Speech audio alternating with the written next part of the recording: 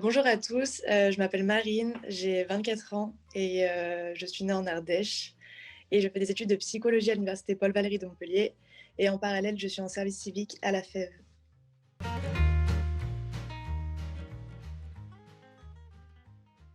Bonjour à tous, je m'appelle Cécile Neuville, je suis psychologue, donc diplômée de l'université Paul Valéry il y a quelques années. Et entre-temps, voilà, auteure, conférencière et dirigeante d'un centre de formation sur Montpellier et en ligne, donc et plein d'autres projets. Je résumerai en rêveuse entrepreneuse. Voilà, je rêve des choses et je les entreprends.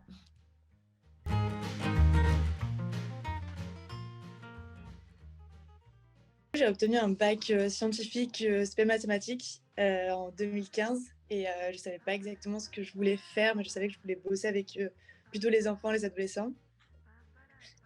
Du coup, j'ai décidé de partir en prépa pour devenir orthophoniste, donc pour entrer dans une école d'orthophoniste. Au final, ça m'a pas vraiment plu. Du coup, j'ai intégré une licence sciences de l'éducation, donc que j'ai terminée. Donc, j'ai fait 3 ans de sciences de l'éducation. Et en sciences de l'éducation, j'ai fait beaucoup de psycho, ça m'a beaucoup intéressée et j'ai réussi à rattacher directement du coup en troisième année de psycho. Pour ma part, j'ai très vite été attirée par les études de psychologie. Donc, directement après le lycée, j'ai commencé tout de suite après un bac S, option maths aussi, pourtant très scientifique. J'étais attirée plus par l'être humain et en fait, la licence de psycho m'attirait dès le départ. Donc, du coup, j'ai commencé un DUG à l'époque de psycho. J'ai validé mon DUG de psycho. J'ai continué ensuite vraiment la maîtrise et un DESS, comme on le disait à l'époque. Donc, ça équivaut au Master 2 de psycho recherche pour le coup. Et j'en suis arrivée là parce qu'au départ, je voulais être enseignante et que je voulais être prof de maths. Au début, je voulais faire une licence de psycho pour pouvoir intégrer l'UFM. Finalement, ça m'a prof de maths, prof de sport, voilà, c'était toujours dans les profs. Et puis finalement, en commençant les études de psycho, je me suis dit, pourquoi pas prof de psycho? Et donc, j'ai continué mes études de psycho à la base pour être maître de conférence en psycho. Et c'est ce qui m'a amené à aller jusqu'au DESS et au DEA même, et à valider ensuite mon titre de psychologue. Et finalement, je n'ai pas été. Mais ça, on verra par la suite, prof de psycho, mais pas loin.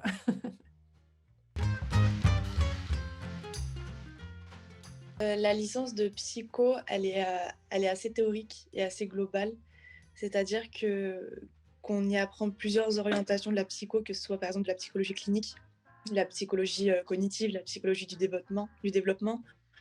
On y voit beaucoup de choses comme ça.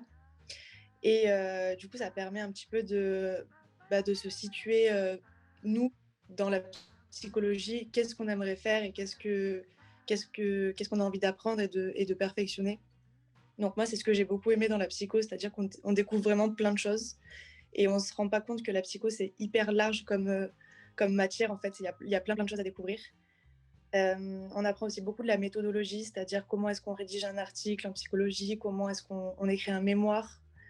Et voilà, ce que j'aime peut-être un peu le moins, c'est du coup ce côté très théorique et qu'il y a peu de stages en psychologie, en tout cas en licence. Et voilà.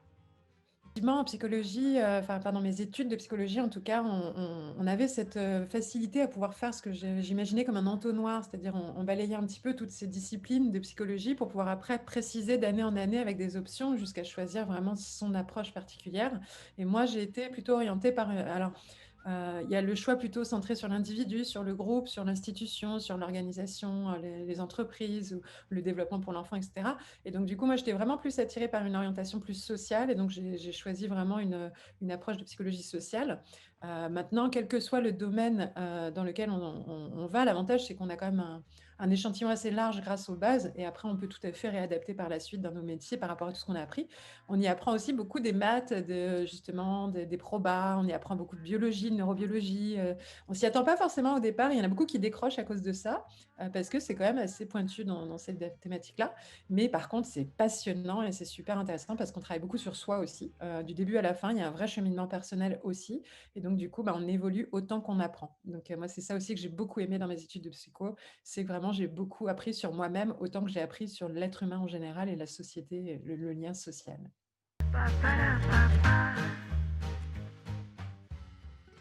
On fait beaucoup un peu la grosse matière de la psycho, c'est un peu la neurophysiologie.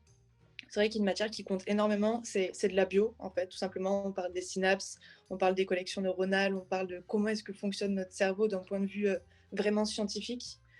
Ensuite, on a, bah, moi, je suis en spécialité psychologie du développement, donc ça, c'est plutôt l'étude du développement des adolescents, des enfants.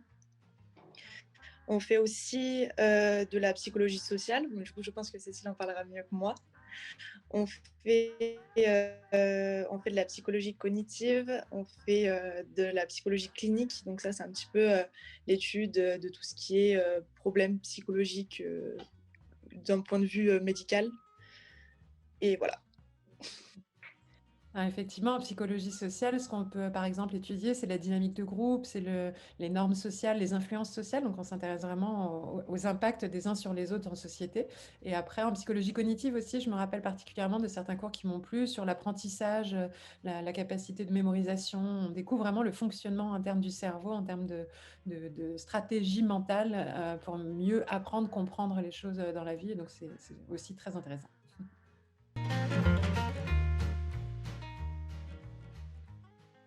J'étudie la psychologie du développement parce que j'aimerais travailler plus tard auprès du public adolescent. Plus particulièrement encore sur tout ce qui est problématique de cette période, donc l'école, forcément, l'orientation, tout ce qui est conduite à risque. Et j'aimerais travailler ça avec une approche vraiment autour de l'estime de soi, de la confiance en soi. Voilà. Au départ, je voulais terminer mes études de psychologie pour être maître de conférence, donc enseigner à l'université en tant que psychologue, chercheuse et enseignante. Et au final, ayant fait des stages pratiques sur le terrain, j'ai trouvé ça génial. Et donc, j'ai fait notamment, et c'est une des pistes possibles en psychosocial, c'est de l'insertion professionnelle, de l'accompagnement à des demandeurs d'emploi, des bilans de compétences, des activités voilà, dans des associations ou chez Pôle emploi. Voilà, il y a plusieurs possibilités. Mais après, on peut travailler en entreprise, par exemple, dans ces domaines-là. Mais moi, finalement, j'aurais plutôt opté sur d'autres voies et qui sont plutôt une démarche presque plus clinique, plus thérapeutique, coaching. Et après, plein d'autres possibilités en entreprise. On peut faire des conférences, on peut écrire des livres, voilà, il y a beaucoup d'autres pistes possibles. Énormément de psychologues font de la recherche aussi, évidemment. C'est un des gros créneaux des métiers possibles. Et donc ça, c'est pas impossible qu'un jour aussi j'y vienne. Donc comme quoi, c'est jamais... tout est possible en fait. C'est ça qui est chouette, c'est que c'est pas un seul métier, c'est une panoplie d'activités professionnelles possibles. On ne fait pas un métier de psychologue, mais des activités en tant que psychologue. J'aime bien, en fait, décrire, les différentes façons d'accompagner des personnes et notamment dans la partie plus thérapeutique, on va dire, développement de l'être humain ou accompagnement de l'être humain avec une métaphore, la métaphore d'un verre, en fait, comme si la personne, selon son état, le verre est plus ou moins rempli d'eau noire ou colorée et donc du coup, selon, la méthode et l'approche qu'on choisit, nous, en tant que psychologue, on va se positionner à tel ou tel niveau de remplissage ou de vidage de ce verre et donc, finalement, tout ce qui va être psychothérapie traditionnelle, donc avec les TCC, alors thérapie cognitivo-comportementale ou avec d'autres thérapies voilà, comme la psychanalyse qui va vider le verre tout doucement, en douceur, mais très profondément. On va vraiment prendre le temps de vider le verre, c'est pour ça que ça peut durer longtemps. On enlève le noir petit à petit. Les thérapies, ce qu'on appelle plutôt brèves, donc si on s'oriente vers des thérapies brèves, c'est qu'on vide le verre vraiment beaucoup plus rapidement avec des techniques. Alors, je ne vais pas développer plus, mais je donne des noms comme l'hypnose, le FT, le MDR ou la PNL. Voilà, ce sont des techniques qui permettent vraiment de vider le verre assez rapidement et donc de libérer la personne. Voilà, ce sont des techniques de libération des émotions les plus négatives. Après, on va avoir les thérapies plutôt de la troisième vague, qui sont vraiment les thérapies de centrage sur l'instant présent, avec les thérapies de pleine conscience, d'acceptation et d'engagement, tout ce qui va être accompagnement à la méditation, à la relaxation, la sophrologie. On est plus centré sur l'ici et maintenant. Donc là, ça va être apprendre à mettre de l'eau transparente dans son verre pour ne pas rester avec un verre vide, puisque si on reste avec un verre vide, on remplit de la seule chose qu'on connaît, donc de l'eau noire. Donc c'est apprendre à mettre de l'eau transparente déjà dans son verre. Et après, personnellement, je me suis en plus, après mes études orientées vers la psychologie positive, qui est un nouveau courant de psychologie qui n'est pas encore beaucoup dans certaines universités en France, mais qui commence à arriver. La psychologie positive permet d'apprendre quels sont les robinets d'eau colorée que l'on peut solliciter, donc nos ressources internes et externes, pour mettre plus de couleurs dans notre vie, plus de joie, de valeur, d'enthousiasme, d'énergie, de réussite, de confiance, etc., d'estime de soi. Et donc bah, là, on est vraiment sur des thérapies positives ou du coaching ou du développement personnel, comme on en entend de plus en plus parler. Tout ça se relie et va dans une dynamique complémentaire, c'est-à-dire qu'on ne peut pas mettre de l'eau colorée dans un verre d'eau noire. Il faut quand même vider un peu l'eau noire. Mais si on laisse un verre d'eau noire vide, il va se re-remplir de noir. Donc il faut développer des compétences pour le remplir de coloré grâce à la psychologie positive.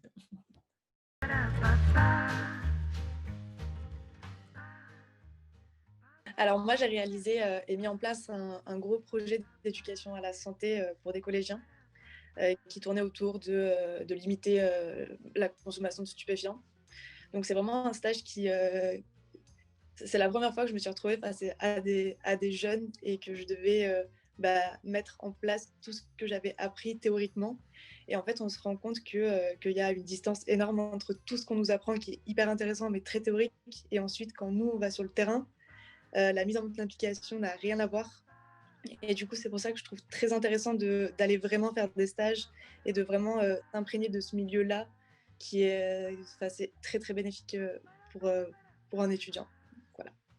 Ma part, dès le départ, j'ai souhaité, rapidement faire des stages pour les mêmes raisons, voilà, dont vient de parler Marine. C'est que pour moi, en fait, j'avais l'apprentissage théorique, mais il me manquait une visualisation, de concrétisation et donc j'ai cumulé plusieurs stages, quasiment chaque année, les obligatoires, mais même des en plus et on a la possibilité de demander des conventions de stage supplémentaires, volontairement, sur nos temps de vacances ou temps perso et donc moi, j'en ai un en particulier qui m'avait marqué, qui m'avait fait réaliser à la fois que, c'était pas si simple effectivement la réalité. En fait, c'était dans un EMP, donc un établissement médico-psychologique, où il y avait des enfants en fait qui étaient, accueillis de jour ou de nuit et donc du coup, la réalité, c'est que certains enfants se faisaient frapper par leurs parents, voire, avec des abus sexuels et donc on les entendait parler de ça. Il y avait un accompagnement. Moi, j'étais absolument pas prête à ça à ce moment-là, donc j'étais en observation, mais ça m'a mis face à une réalité. Et à la fois, c'était hyper intéressant parce que ça m'a donné encore plus envie d'apprendre pour mieux les accompagner et en même temps, ça m'a aussi permis de faire une sélection de ce que je n'aimais pas puisque l'institut en lui-même, c'était pas du tout un univers dans lequel je me sentais moi à ma place. Il y avait pas assez de liberté, de créativité. Il y avait trop de protocoles et c'était pas ce qui me correspondait. Donc les stages servent aussi à ça, à vérifier ce qui nous plaît ou pas, parce que des fois on peut être surpris agréablement ou désagréablement. Donc j'encourage toujours les étudiants encore aujourd'hui à faire des stages et plusieurs et pas toujours les mêmes pour se tester et découvrir la réalité.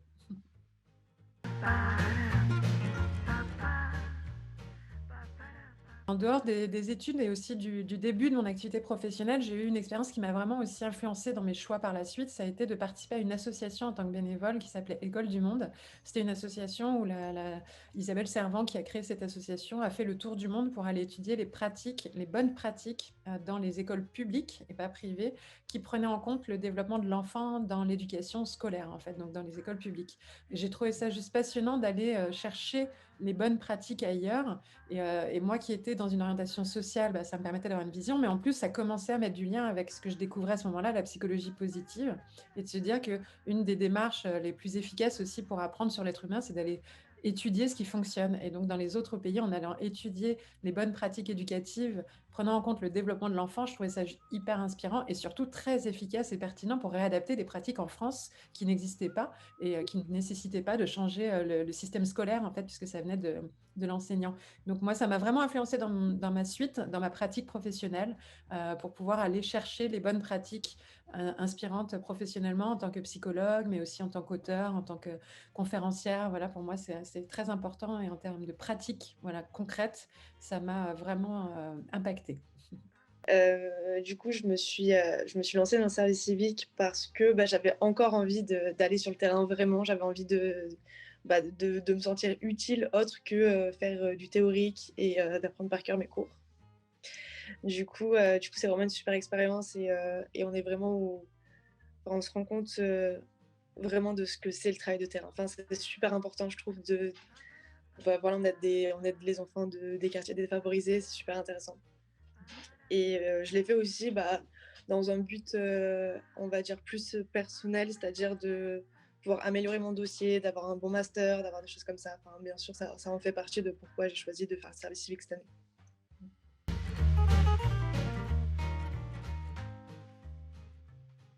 Pour moi, être étudiante à l'université, je pense que la plus grande qualité qu'on doit posséder, c'est être autonome parce que déjà, on est jeune, franchement, on est étudiant.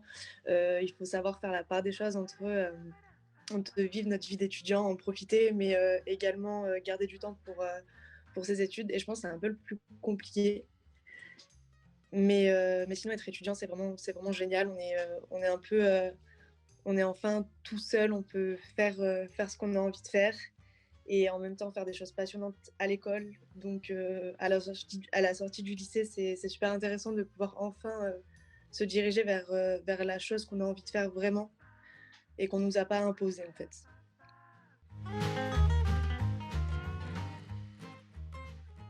Alors pour ma part, voilà, comme je disais, je me définis comme une rêveuse entrepreneuse dans le sens où je suis une entrepreneuse et une entrepreneuse, c'est vraiment un métier dans le sens où on crée des projets. On ne fait pas une seule activité.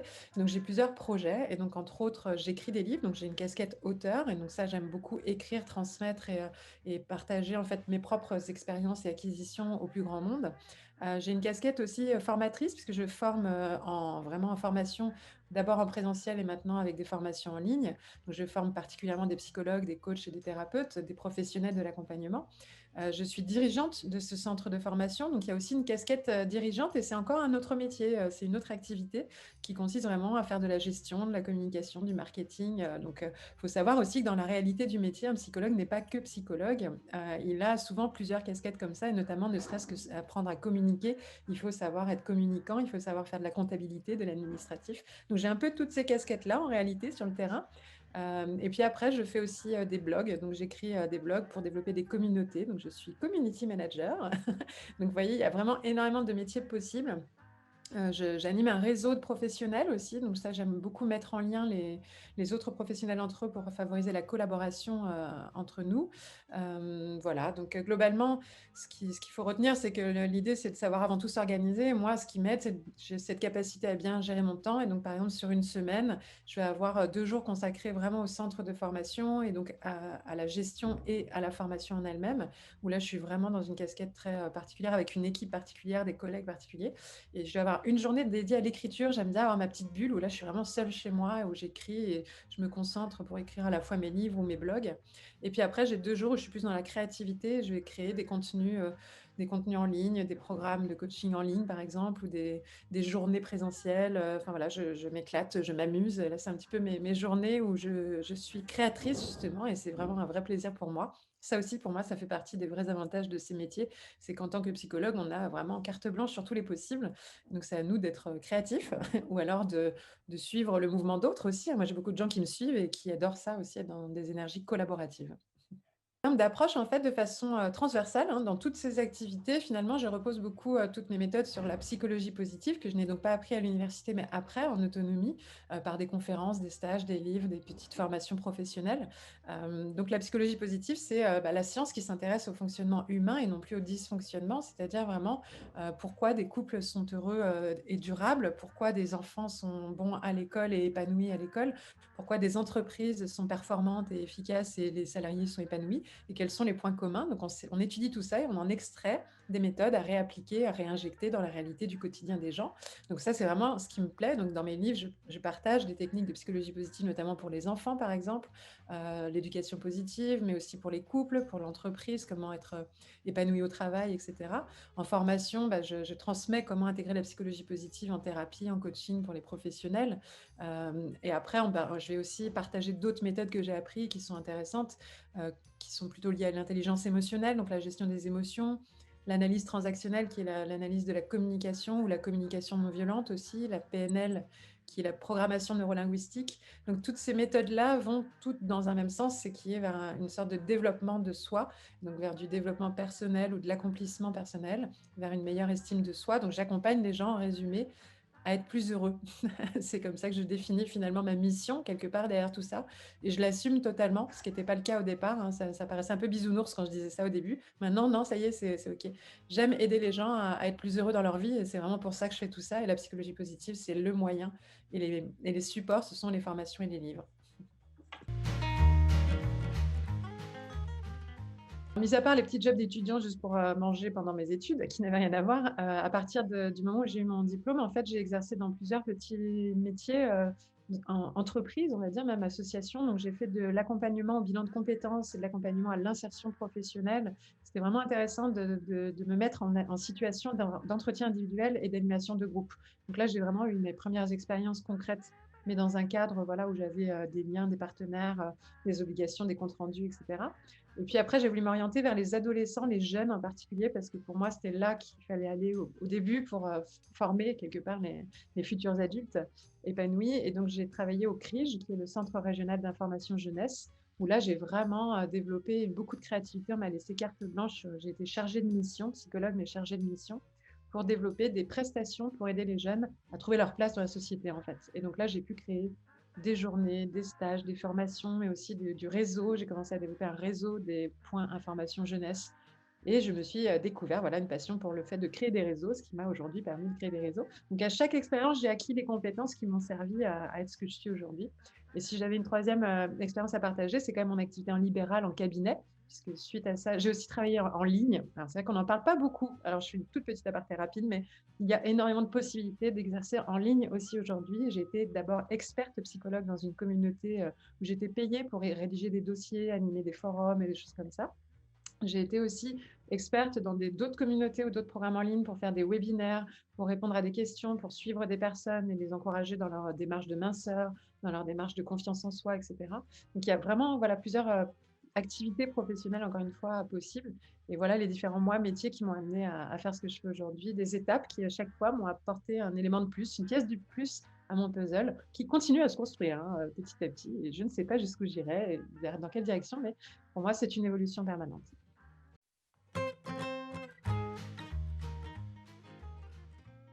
Si j'aurais un petit conseil, c'est de ne pas trop écouter ce que les gens ils vous disent sur la psycho, parce que c'est vrai qu'on en entend vraiment beaucoup. Et non, vous n'allez pas apprendre à analyser les gens. Faites-vous votre propre idée sur les études de psychologie et c'est un super projet, donc lancez-vous si vous avez envie de faire de la psycho. Ce que j'ai envie de dire aux lycéens qui se posent la question de faire de la psychologie ou pas, c'est si vous êtes attiré par ça, si c'est votre trip qui vous attire, il y a un moment donné, il faut juste s'écouter en fait. Effectivement, on entend tout et n'importe quoi et soit c'est trop dur, soit il n'y a pas de débouché, soit voilà, on passe son temps à analyser les gens. Non, c'est vrai, effectivement, on n'est pas dans cette démarche-là, on est vraiment sur un processus beaucoup plus long, beaucoup plus large, beaucoup plus passionnant. Et puis après, il y a plein de possibilités de dévier par la suite aussi, ce n'est qu'un début. Donc, pour moi, la première chose, ce serait de s'écouter soi, d'écouter son envie, surtout si vous êtes quelqu'un qui aimait être avec les autres, discuter avec les autres, vous intéresser aux autres. Si vous êtes intéressé par les autres en général et qu'on vous dit, ah, tu sais bien écouter tout ça, c'est souvent des choses qu'on entend très souvent chez tous les étudiants de psycho. Donc, c'est un point commun qu'on a un peu tous. Donc, vous serez les bienvenus. Voilà.